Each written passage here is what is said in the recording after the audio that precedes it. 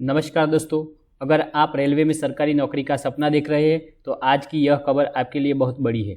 Railway भर्ती board यानी कि आरआरबी ग्रुप 2026 की जो वैकेंसी आई है 22,000 पद के लिए, उससे भी ज़्यादा बम्पर वैकेंसी का नोटिफिकेशन गवर्नमेंट के द्वारा जारी कर चुके हैं। इस वीडियो में हम जानेंगे कौन कर सकता है आवेदन, क्या है योग्यता और इसकी आयु सीमा, कब से भरेंगे फॉर्म और कैसे करें तैयारी ताकि सिलेक्शन पक्का हो सके। तो वीडियो को अंत तक जरूर देखिए और अभी चैनल को सब्सक्राइब कर ले ताकि कोई भी सरकारी नौकरी अपडेट मिस न हो। चलिए शुरू करते हैं आज की सबसे बड़ी खबर। तो फ्रेंड्स, रेलवे रिक्रूटमेंट बोर्ड यानी आरआरबी द्वारा जो ग्रुप डी की वैकेंसी जारी की है 2026 के लिए लेवल 1 की 22,000 प्लस पदों के लिए। तो नौकरी का नाम है friends RRB group D examinations. कौन उसको कंडक्ट करने वाला है, अथॉरिटी कौन कौन सी है, तो रेलवे रिक्रूटमेंट बोर्ड यानी आरआरबी भारतीय रेलवे। नोटिफिकेशन क्रमांक है फ्रेंड्स 09/2025 के लिए नोटिफिकेशन जारी किया हुआ है और टोटल पद है 22,000 प्लस। यह भर्ती इंडियन रेलवे में रेलवे लेवल 1 के जो कैटेगरी के लिए जो रेलवे में प्रवेश के लिए सबसे पहले आता है उसकी सरकारी नौकरी की है फ्रेंड्स। तो अब फ्रेंड्स अब आवेदन की जो तारीख है उसके बारे में हम चर्चा कर लेते हैं। तो उसका नोटिस कब जारी हुआ था फ्रेंड्स, तो 23 दिसंबर 2026 के दिन उसका नोटिस जारी हुआ था। अब ऑनलाइन आवेदन शुरू होने वाले हैं, तो ऑनलाइन आवेदन शुरू होने वाले हैं 21 जनवरी 2026 को। उसके ऑनलाइन आवेदन शुरू हो गए और इसकी अंतिम तिथि कौन सी है, तो फ्रेंड्स लास्ट डेट इसकी है 20 फरवरी 2026। और जिसका जो आयु सीमा संदर्भ दिनांक का है कौन सा है, तो 1 जनवरी 2026 तक की, जो 1 जनवरी 2026 तक आपकी जो एज लिमिट है वो कैलकुलेट होगी। अब फ्रेंड्स उसकी एलिजिबिलिटी क्राइटेरिया देखते हैं, योग्यता देखते हैं।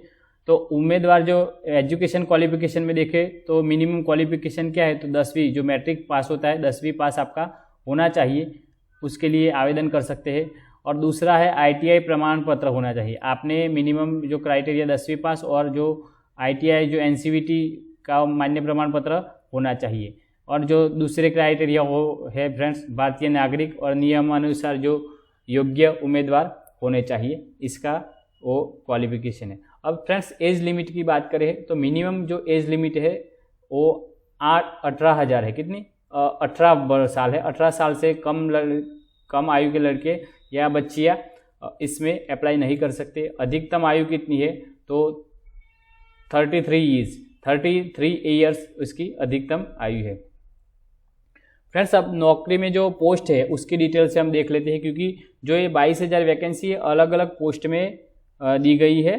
एक ही पोस्ट के लिए 22,000 वैकेंसी नहीं है, अलग अलग जो डिपार्टमेंट होते हैं आईटीआई में मैकेनिक फिटर है, जो इलेक्ट्रीशियंस है, ऐसे अलग अलग होते हैं, उसके लिए अलग अलग डिपार्टमेंट में अलग अलग भर्तियाँ है।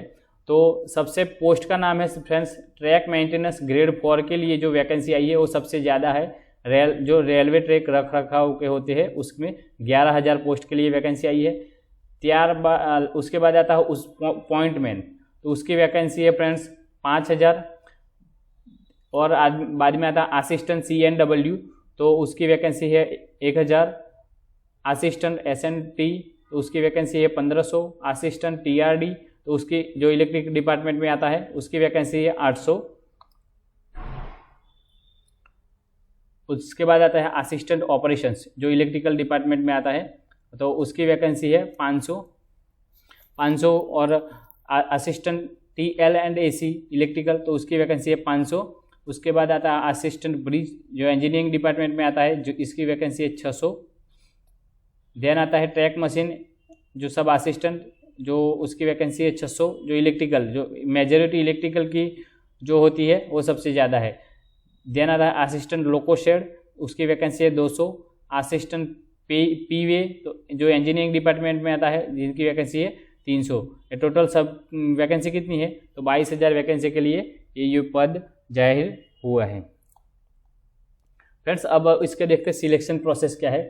तो सबसे पहले आपकी लिखित परीक्षा ली जाएगी, जिसका जो होता है वो CBRT कंप्यूटर बेस्ड टेस्ट आपका लिया जाएगा। उसके बाद आप उसमें पास होते हैं तो उसका आपका बाद फिजिकल एफिशिएंसी टेस्ट लिया जाएगा। तो और थर्ड फेज में आता है अपना डॉक्यूमेंट वेरिफिकेशन और लास्ट में आपका आता है मेडिकल जांच।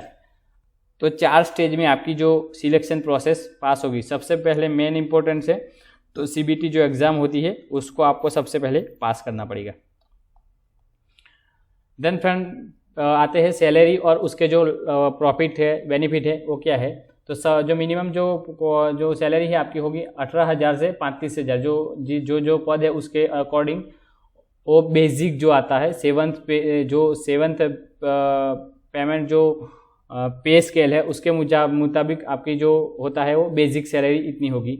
और उसके बाद जो आपके जो भत्ते लागू पड़ते हैं जैसे कि HRA, बाद में आता है TADA और जो आपका जो मोघवारी जो भत्ता होता है ऐसे अलग अलग भत्ते आपको दिए जाएंगे। देन फ्रेंड्स जो आपकी जो आवेदन प्रक्रिया कैसे, हाउ टू अप्लाई मीन्स कि आप कैसे इसको अप्लाई कर सकेंगे। 21 जनवरी से जो शुरू प्रक्रिया होने वाली है उसके लिए आपको rrbapply.gov.in पर आपको लॉगिन करके आपको उसकी सब ऑनलाइन प्रोसेस करनी पड़ेगी।